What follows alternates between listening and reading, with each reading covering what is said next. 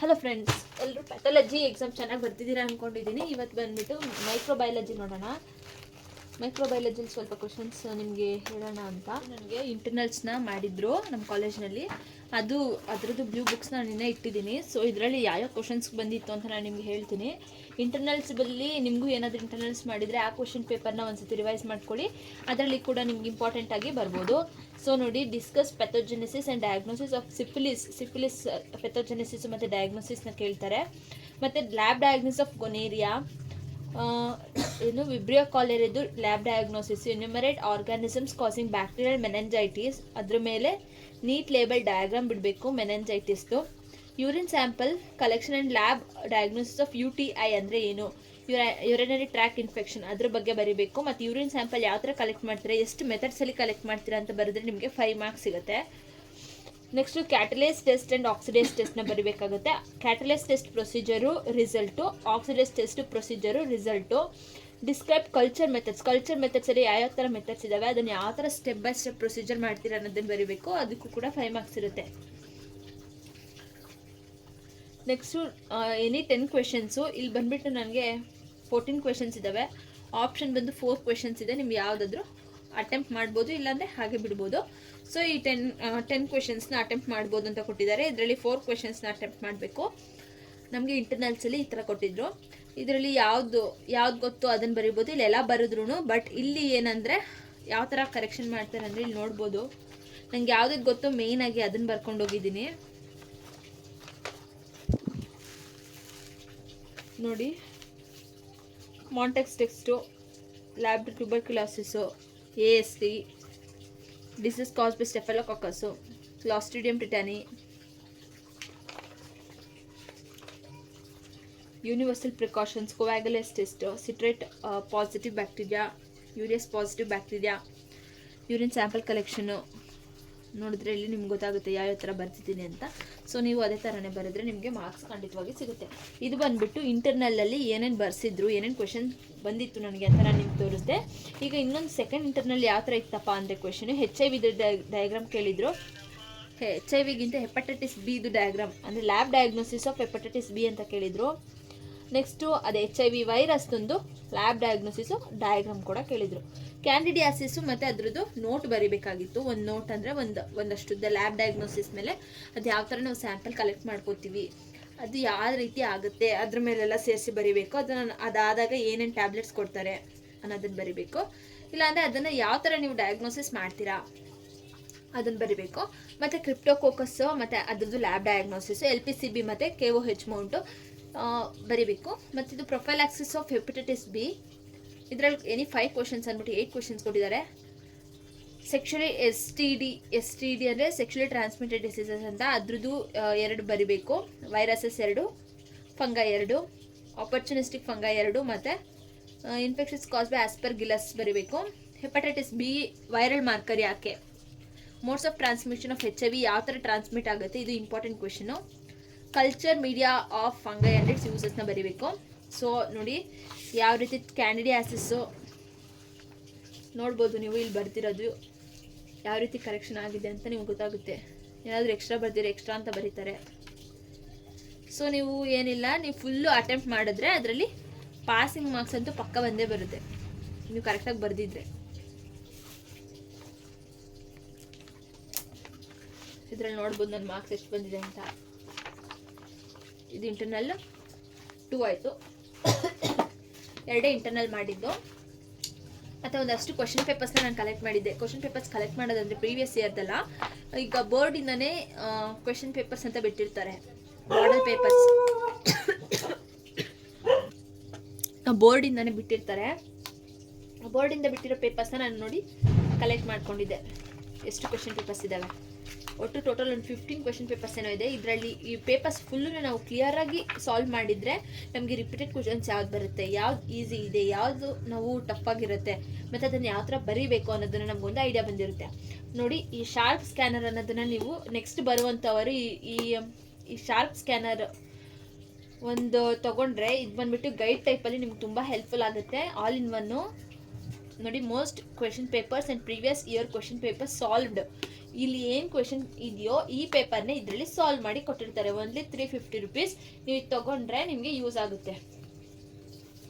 So ಇದನ್ನು ನಾನು ನಿಮಗೆ ರೆಫರ್ ಮಾಡ್ತೀನಿ. ಯಾವುದು ಓದಬೇಕು ಅಂದರೆ ಇದನ್ನು ಓದಿದ್ರೆ ಸಾಕು. Sharp scanner, second year, ಪ್ಯಾರಾಮೆಡಿಕಲ್ಗೆ.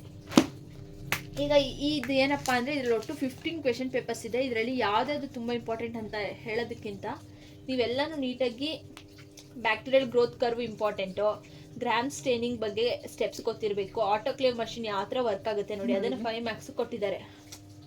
ಅದ್ರ ಬಗ್ಗೆ ಎಲ್ಲ ನೋಡ್ಕೊಬೇಕು. ಅದರಿಂದ ನಿಮಗೆ ಲೂಯಿಸ್ ಪೇಸ್ಚರ್ ಅವ್ರ ಬಗ್ಗೆ, ಅವರೊಬ್ಬರು ಸೈಂಟಿಸ್ಟ್. ಆ ಸೈಂಟಿಸ್ಟ್ ಏನೇನು ಇನ್ವೆಂಟ್ ಮಾಡಿದ್ರು, ಅದರಿಂದ ಏನು ಅಡ್ವಾಂಟೇಜ್ ಆಯಿತು, ಏನು ಡಿಸ್ಅಡ್ವಾಂಟೇಜ್ ಆಯಿತು ಅಂತ ಬರಿಬೇಕಾಗುತ್ತೆ.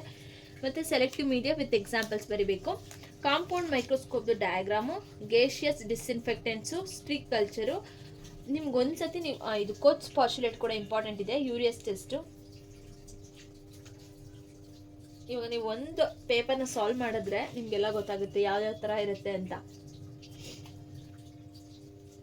ಇಲ್ಲಿ ನೋಡ್ಬೋದು, ತೋರಿಸ್ತಾ ಇದ್ದೀನಿ ಪೇಪರ್ಸ್ನ. ಮಾಡೆಲ್ ಪೇಪರ್ 2 ಇದು ನೋಡಿ. ಒಂದೊಂದು ಪೇಪರಲ್ಲೂ ಒಬ್ಬೊಬ್ರು ಸೈಂಟಿಸ್ಟ್ನ ಕೇಳಿದ್ದಾರೆ ಮತ್ತು ಒಂದೊಂದು ಇನ್ಸ್ಟ್ರೂಮೆಂಟ್ಸ್ನ ಕೇಳಿದ್ದಾರೆ. ಆಸಿಡ್ ಫಾಸ್ಟ್ ಸ್ಟೇನಿಂಗು, ಬ್ಯಾಕ್ಟೀರಿಯಲ್ ಕ್ಯಾಪ್ಸುಲು, ಇವೆಲ್ಲ ತುಂಬ ಇಂಪಾರ್ಟೆಂಟ್ ಕ್ವೆಶನ್ಸು.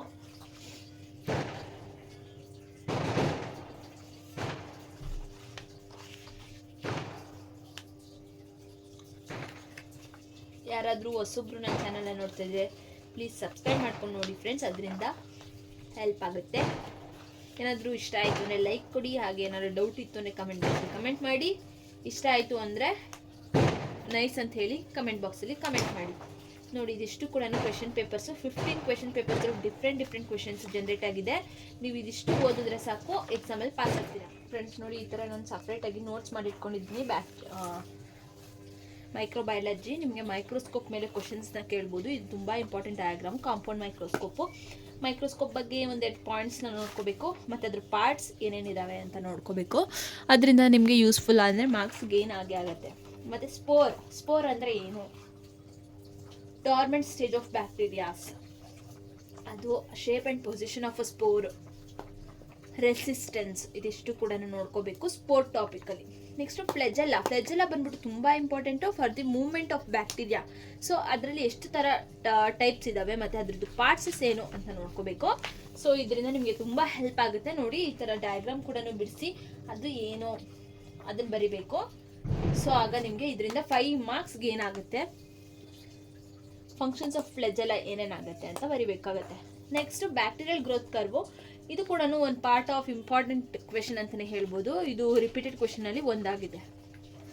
ಮತ್ತು ಇಂಪಾರ್ಟೆಂಟ್ ಗ್ರೂಪ್ಸ್ ಆಫ್ ಬ್ಯಾಕ್ಟೀರಿಯಾಸ್ ಯಾವುದಾದ್ರು, ಪಾಸಿಟಿವ್ ಬೆಸಿಲೈ, ಇಲ್ಲೇ ನೋಡ್ಬೋದು ಯಾವ್ಯಾವ ಥರ ಇದೆ ಅಂತ ಇಲ್ಲಿ ಬರ್ಕೊಂಡಿದ್ದೀನಿ. ಸೊ ಇದೆಲ್ಲ ಇಂಪಾರ್ಟೆಂಟ್ ಬ್ಯಾಕ್ಟೀರಿಯಾಸು. ಆಟೋಕ್ಲೇವ್ ಮಷಿನ್ ಹೇಳಿದೆ ಆಗಲೇ, ಅದೊಂದು.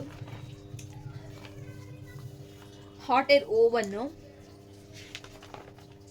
ಕೆಮಿಕಲ್ ಡಿಸ್ಇನ್ಫೆಕ್ಟೆಂಟ್ಸ್ ಬಗ್ಗೆ ಕೇಳ್ಬೋದು, ಕಲ್ಚರ್ ಮೀಡಿಯಾಸ್ ಬಗ್ಗೆ ಕೇಳ್ಬೋದು, enrichment medias, basal or supportive medias, artificial culture medias, differential media. ಅದೇ ಈಗ ಕಲ್ಚರ್ ಮೀಡಿಯಾಸ್ ಅಂತ ಹೇಳಿದ್ರಲ್ಲ, ಅದ್ರ ಬಗ್ಗೆ ಅದ್ರದ್ದು ಡಿಫ್ರೆಂಟ್ ಟೈಪ್ಸ್ ಆಫ್ ಮೀಡಿಯಾಸ್ ಬರ್ತವೆ ಇವು. ಮತ್ತು ಇಲ್ಲಿ ನೋಡಿ ಒಂದು ಕ್ವೆಶನ್ ಇದೆ, ನೇಮ್ ಟು ಎನೆರೋಬಿಕ್ ಕಲ್ಚರ್ ಮೀಡಿಯಾಸ್ ಅಂತ. ಅದಕ್ಕೆ ನೀವು ಬರಿಬೋದು 2ಕ್ಕೆ 4 ಇದೆ ಇಲ್ಲಿ. ನೀವು ಅದನ್ನು ಗ್ಯಾಪ್ನ ಇಟ್ಕೊಂಡ್ರೆ ಈಸಿಯಾಗಿ ಅಲ್ಲಿ ಬರೀತೀರಾ. ಇನ್ನು ಮತ್ತು ಎರೋಬಿಕ್ ಕಲ್ಚರ್ ಮೀಡಿಯಾ ಅಂತ, ಅದ್ರ ಬಗ್ಗೆ ಇಲ್ಲಿ ಡೀಟೇಲ್ ಕಂಪೋಸಿಷನ್ ಎಲ್ಲ ಎಕ್ಸ್ಪ್ಲೇನ್ ಆಗಿದೆ. ನಿಮ್ಗೇನಾದರೂ ಇದ್ರದ್ದು ಒಂದು ಸಪ್ರೇಟ್ ವಿಡಿಯೋ ಬೇಕು ಅಂದರೆ ಕಮೆಂಟ್ ಮಾಡಿ, ಡೀಟೇಲಾಗಿ ಎಕ್ಸ್ಪ್ಲೇನ್ ಮಾಡಿ ಹಾಕ್ತೀನಿ. ಕಲ್ಚರ್ ಪ್ಲೇಟ್ಸ್ ಯಾವುದಾದಿದೆ, ಬಯೋಕೆಮಿಕಲ್ ಟೆಸ್ಟ್ ಯಾವ ಥರ ಮಾಡ್ತಾರೆ, ಆ ಟೆಸ್ಟ್ ಆ ಟ್ಯೂಬ್ನ ನೋಡ್ತಿದ್ದಾಗೇನೆ ಅದು ಈ ಬ್ಯಾಕ್ಟೀರಿಯಾ ಅಂತ ಹೇಳ್ಬೋದು. ಸೊ ಅದರಲ್ಲಿ ಎಷ್ಟು TSI ಟ್ಯೂಬಲ್ಲಿ ಯಾವ ಥರ ನಾವು ಕಂಡುಹಿಡಿಯೋದು,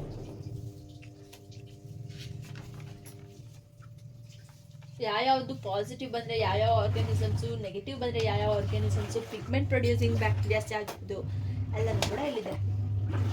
ಕಲ್ಚರ್ ಟೆಸ್ಟು ಯಾವ್ಯಾವುದು, ಯಾವ್ಯಾವ ಮೀಡಿಯಾಸು ಯಾವ್ಯಾವ ಕಲ್ಚರ್ಗೆ ಹಾಕ್ತೀರಾ ಅಂತ ಇಲ್ಲಿದೆ. AST, this is also important question, one of the important question. AST ಅಂದರೆ ಆ್ಯಂಟಿಬಯೋಟಿಕ್ ಸೆನ್ಸಿಟಿವಿಟಿ ಟೆಸ್ಟು. ಆಮೇಲೆ ಕಲ್ಚರಿಂಗ್ ಬ್ಯಾಕ್ಟೀರಿಯಾಸ್ ಯಾವ್ದ್ಯಾವುದಕ್ಕೆ, ಇವಾಗ ಗ್ರಾಮ್ ಪಾಸಿಟಿವ್ ಕೋಕೈ GPC ಆದರೆ ಈ ಆ್ಯಂಟಿಬಯೋಟಿಕ್ಸ್ ಕೊಡ್ತಾರೆ, GNB ಆಯಿತು ಅಂದರೆ ಈ ಆ್ಯಂಟಿಬಯೋಟಿಕ್ಸ್ ಕೊಡ್ತಾರೆ. ಮತ್ತು ಗ್ರಾಮ್ ಸ್ಟೇನಿಂಗು ಪ್ರೊಸೀಜರು, ಮತ್ತು difference between gram positive and gram negative bacteria ಅದನ್ನು ಕೂಡ ಇದೆ ಇದರಲ್ಲಿ. ಮತ್ತು ಬ್ಯಾಕ್ಟೀರಿಯಾಸಲ್ಲಿ ಪ್ರೋಟಿಯಸ್ ಸ್ವಾಮಿಂಗ್ ಗ್ರೋತ್ ಅಂತ ಹೇಳ್ಬೋದು, ಅದು ಕ್ಲೆಪ್ಶಿಯಲ್ಲ, ಸೂಡೋಮೊನಾಸು, ಈಕೊಲೈ, ಸ್ಟೆಫೈಲೋಕಾಕಸ್, ಮತ್ತೆ ಇಂಬಿಕ್ ರಿಯಾಕ್ಷನ್ಸ್ ಅಂತ ಮಾಡ್ತಾರೆ. ಇಂಡೋಲ್ ಟೆಸ್ಟ್, ಮಿಥೈಲಿನ್ ರೆಡ್ ಟೆಸ್ಟ್, ತೋರಿಸ್ತೀನಿ ಓಜಿಸ್ ಪ್ರಾಸ್ಕರ್ ಟೆಸ್ಟ್ ಮತ್ತೆ ಸಿಟ್ರೇಟ್ ಟೆಸ್ಟ್. ಇದಿಷ್ಟು ಟೆಸ್ಟ್, ಇದು ಕೂಡ 5 ಮಾರ್ಕ್ಸ್ ಬರುತ್ತೆ.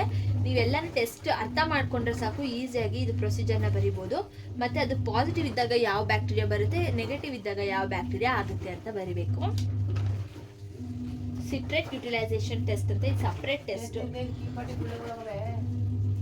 ಸೊ ಫ್ರೆಂಡ್ಸ್ ಅಷ್ಟೇ, ಈ ವಿಡಿಯೋ ಇಷ್ಟ ಆಗಿದೆ ಅಂದ್ಕೊಂಡಿದ್ದೀನಿ. Thanks for watching friends. ಮತ್ತು ಇದು ಸೆರಾಲಜಿ ಪಾರ್ಟಲ್ಲಿ ನಿಮಗೆ ಇದು ಕೇಳ್ಬೋದು, ಯಾವುದು RA, ASLO, HIV, HBsAg, VDRL separate. ಇದು ಒಂದೊಂದು ಟಾಪಿಕ್ಗೆ ಒಂದೊಂದು ಕ್ವೆಶನ್ ಆಗಿರುತ್ತೆ. ಅದನ್ನು ಸ್ಲೈಡ್ ಮತ್ತು ಮ್ಯಾನ್ಯುಯಲ್ ಮೆಥಡ್ ಅಂದರೆ ಟೆಸ್ಟ್ ಟ್ಯೂಬ್ ಮೆಥಡ್ ಯಾವ ಥರ ಮಾಡ್ತೀರಾ ಅಂತ ಬರೀಬೇಕಾಗುತ್ತೆ. ಎಷ್ಟೆಷ್ಟು ಥರ ನಾವು ಮೈಕ್ರೋಮೀಟರು, ಮಿಲಿಮೀಟರು ಎಷ್ಟೆಷ್ಟು ತೊಗೊತೀವಿ ಅಂತ ಬರೆದು ಮೆನ್ಷನ್ ಮಾಡಿ ಬರೀಬೇಕು. So thanks for watching friends. ಈ ವಿಡಿಯೋ ಇಷ್ಟ ಆಗಿದೆ ಅಂದ್ಕೊಂಡಿದ್ದೀನಿ. ಲೈಕ್ ಮಾಡಿ, ಶೇರ್ ಮಾಡಿ, ಕಮೆಂಟ್ ಮಾಡಿ.